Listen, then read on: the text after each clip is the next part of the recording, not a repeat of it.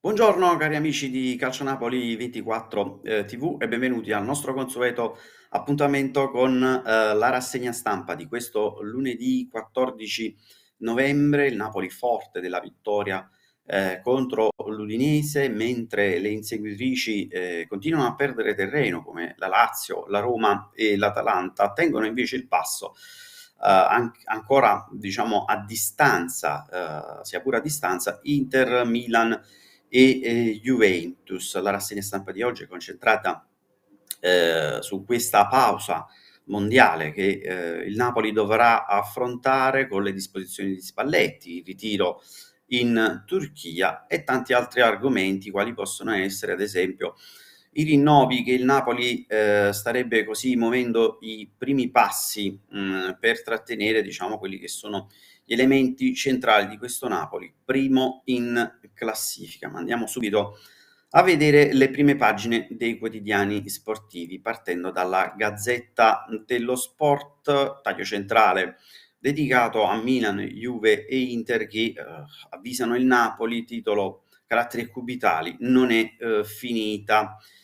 Quindi vedete in primo piano Leao, Kean e Dzeko, autori delle reti che mantengono viva, diciamo così, la corsa scudetto. Andiamo invece a vedere la prima pagina del Corriere dello Sport, titolo centrale Resurrezione, con la foto di Kean, doppietta per lui, sigillo di Milik, sesta vittoria di fila per i bianconeri. La Juve batte anche la Lazio, Max da ottavo a terzo in 3 settimane. Il Milan piega la Fiore 91esimo.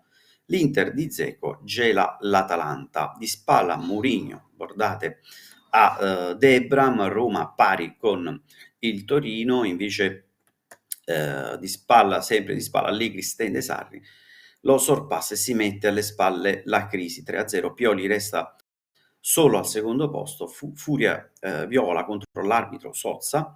I 2 gol del bosniaco invece riportano in alto Inzaghi a Bergamo. Prima pagina invece di Tutto Sport, come sempre tanto spazio per la Juventus, la legge di Moise, la rivincita di Max, una strepitosa doppietta di Kean, già match winner a Verona, abbatte la Lazio, poi colpita anche dall'esemplare Milik, sesta vittoria di fila, 576 minuti senza subire gol, Juve terza alla sosta, Allegri, nessuno ci avrebbe creduto, punti di vista, perché comunque la Juventus alla sosta, seppur vero che è terza in classifica, ma insomma è pur sempre a 10 punti dal Napoli ed è eliminata dalla Champions League, non è riuscita nemmeno a superare i gironi, quindi insomma ognuno tira acqua al proprio mulino, così come Allegri fa con i propri risultati. Andiamo, tuffiamoci invece sulle notizie che riguardano il Napoli in particolare. Partiamo dalla notizia che ci viene data dal Corriere dello Sport sulle amichevoli del Napoli impegnato nel ritiro in Turchia. Ci dice che una di queste amichevoli si giocherà fuori casa. I dettagli li andiamo a leggere insieme.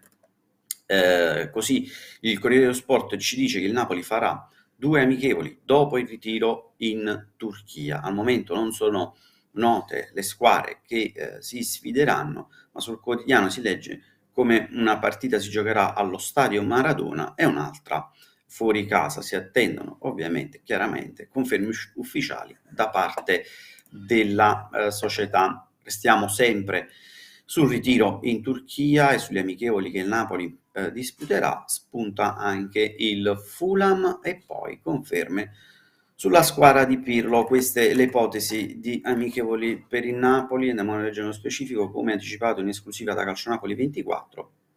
Gli uomini di Spalletti saranno verosimilmente impegnati in 3 amichevoli, di cui una da disputarsi con la squadra di Andrea Pirlo, che annovera tra le file gli italiani Viviano, Ricci e Borini. Le scorse settimane erano circolati anche le ipotesi di Crystal Palace, Wolverhampton, così come possibili avversari. Stamattina l'edizione del Corriere dello Sport avanza anche la possibilità del Fulham come altra potenziale rivale. Come appreso da Calcio Napoli 24, saranno ben 7 le squadre di Premier League presenti in Turchia durante la pausa mondiale. C'è davvero l'imbarazzo della scelta. Altra notizia invece che andiamo a leggere ce la fornisce la Gazzetta dello Sport. Spalletti impegnato in ritiro in Turchia, dove proverà un nuovo modulo e vuole vincere una scommessa, quindi variante tattiche che Spalletti proverà, sfrutterà questa sosta forzata per il mondiale per preparare nuove situazioni di gioco da lanciare alla ripresa del campionato. Il suo calcio non sarà mai sparagnino, ma sempre incline al gioco e al palleggio come fatto finora. C'è una scommessa tattica che il tecnico azzurro vuole vincere il girone di ritorno e riguarda Giacomo Raspadori. Come si legge sulla Gazzetta dello Sport, Luciano Spalletti vuole vincere la scommessa Raspadori. Nella sua mente c'è quella di farlo coesistere con Osimhen quando ci sarà la possibilità di farlo, ragion per cui in Turchia il Napoli proverà nuovamente quel 4-2-3-1 in cui Raspadori probabilmente giocherà alle spalle di Osimhen oppure largo sull'esterno nella batteria dei trequartisti. Restiamo invece sempre sul Corriere dello Sport, che ricorda come questo Napoli era stato un po' contestato qualche mese fa. A Napoli avevano tirato le uova, ora hanno la sorpresina, la svolta epocale con mosse brusche e impopolari, ora valgono oro. E quindi il quotidiano mette in risalto la strategia della società. Il Corriere dello Sport ripercorre un po' quella che è stato il percorso di Luciano Spalletti e del Napoli nell'ultimo anno. Il quotidiano cita la contestazione che la squadra ebbe prima di un Napoli-Sassuolo, quando furono regalate uova ad Insigne e soci colpevoli di essere appagati del terzo posto, perdendo male ad Empoli. Il quotidiano titola: gli hanno tirato le uova, ora hanno la sorpresina, sottolineando come le operazioni impopolari di mercato invece ora valgono oro. Per arrivarci è stato necessario smontare i teoremi, ignorare gli striscioni, scivolare via da quell'atmosfera grigia e avvelenata. Il Napoli aveva già scelto la via di fuga da se stesso con i suoi modi, anche un po' bruschi, inconciliabili con la retromarcia di Massa. S'era staccata da Insigne, il leader e il capitano. Aveva deciso di non rinnovare se non a condizioni accettabili. Mertens, il re del gol. E poi va via facendo al mercato, non ha restituito alle lusinghe di Fabiano e Koulibaly, né ha voluto assecondare le richieste di Ospina tuffandosi. Una nuova sfida rischiosa per tutti, di ADL, di Giunti e di Spalletti. Sarebbe stato semplice, magari non strategico, magari persino comodo, non abbandonare quella comfort zone utile per tacitare l'umore strampalato e guadagnarsi un pizzico di benevolenza o di tregua sino alla successiva sconfitta. E invece, afferrando la bacinella, via l'acqua e pure il bambino, senza il minimo indugio, la svolta è stata epocale. Questo è il Corriere dello Sport, che diciamo si concentra anche sul pagellone di fine anno, sempre Corriere dello Sport, è quel voto dato a Spalletti e alla squadra. Napoli 10 pagelle. Questo è il giudizio di Ivan Zazzaroni sul Corriere dello Sport, che ha scritto: il pagellone di tutte le squadre della nostra Serie A, gli azzurri si guadagnano anche il primo posto nei giudizi sul quotidiano che dà alla squadra di Spalletti il voto più alto in assoluto. Andiamo a leggere nello specifico. Dice e scrive Ivan Zazzaroni: inevitabilmente al Napoli voto più alto, che si è spinto molto più in là del previsto, lo merita per quell'11 alla voce vittorie consecutive e per la qualità di gioco strepitoso anche il percorso in Champions. Abbiamo finalmente recuperato il Maradona pieno di gente, uno spettacolo senza pari. Ripeto dagli anni di Udine che Spalletti è uno degli allenatori più preparati d'Europa, a volte non capiscono la sua lingua, ma è un dettaglio, resta lui al centro di questa magnifica realtà. Le soluzioni Raspadori, Elmas e Simeoni, un'invidiabile esclusiva. Andiamo a leggere invece la notizia successiva, che mette in evidenza 5 giocatori del Napoli ai mondiali. Arriva il bel gesto degli altri azzurri negli spogliatoi. Ce lo riferisce Repubblica, che scrive: rompete le righe per i giocatori del Napoli è stato immediato subito dopo il fischio finale della sfida di sabato con l'Udinese. I più veloci a lasciare gli spogliatoi dello stadio Maradona sono stati i 5 azzurri convocati per i mondiali, che avevano fretta di rispondere alle convocazioni rispettive nazionali. Sono Kim della Corea del Sud, Oliveira dell'Uruguay, Anghisa del Camus, Zielinski della Polonia e Lozano del Messico. Per loro c'è già alle porte la trasferta iridata in Qatar. I compagni di squadra li hanno salutati con un sincero incoraggiamento, al di là di un pizzico inevitabile di invidia. Andiamo a leggere la notizia successiva che riguarda Kvaratskhelia, riferisce la Gazzetta dello Sport, che ci dice che Kvaratskhelia salta la convocazione in Georgia, ecco, quando tornerà a disposizione del Napoli, salta la convocazione per l'amichevole col Marocco il 17 novembre. Il talento azzurro non prenderà parte alla sfida della nazionale causa problemi alla schiena che lo affligge, tornerà quindi a disposizione di Spalletti il 25 di novembre a Castelvolturno alla ripresa degli allenamenti. In casa Napoli si lavora anche ai rinnovi, come ci dice la Gazzetta dello Sport.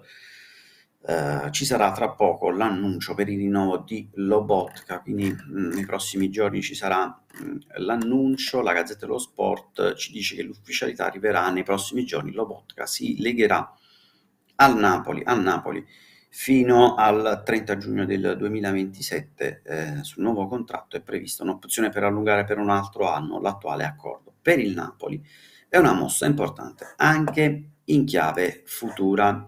L'ultima notizia di questa rassegna stampa riguarda gli incassi Champions. Il Napoli ha già guadagnato una cifra mostruosa fino ad ora. Andiamo a leggere nello specifico cosa ci dice Repubblica.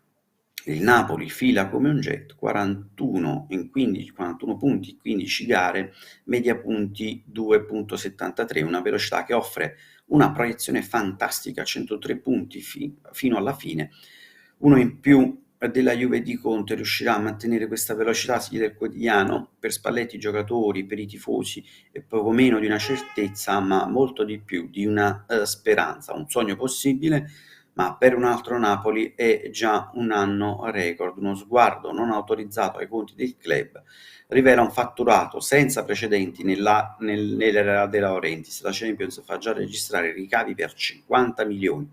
La qualificazione agli ottavi ne vale 9,6, si somma ai bonifici già spediti sul conto Filmauro, la società che controlla il Napoli, tutto codificato, 14,8 milioni di euro quale acconto per l'ingresso in Champions, saldo 840.000 euro. Non è finita, il cassiere UEFA non si ferma, manda 1 milione a punto e sono 15, gli stessi del Liverpool con 5 vittorie. Non sono spiccioli gli incassi al botteghino di fuorigrotta per le 3 gare interne, gli incentivi degli sponsor, da sottrarre spese organizzative di viaggio, i premi alla squadra che all'estero corre e vince anche a gettoni. Bene, era questa la nostra ultima notizia della rassegna stampa.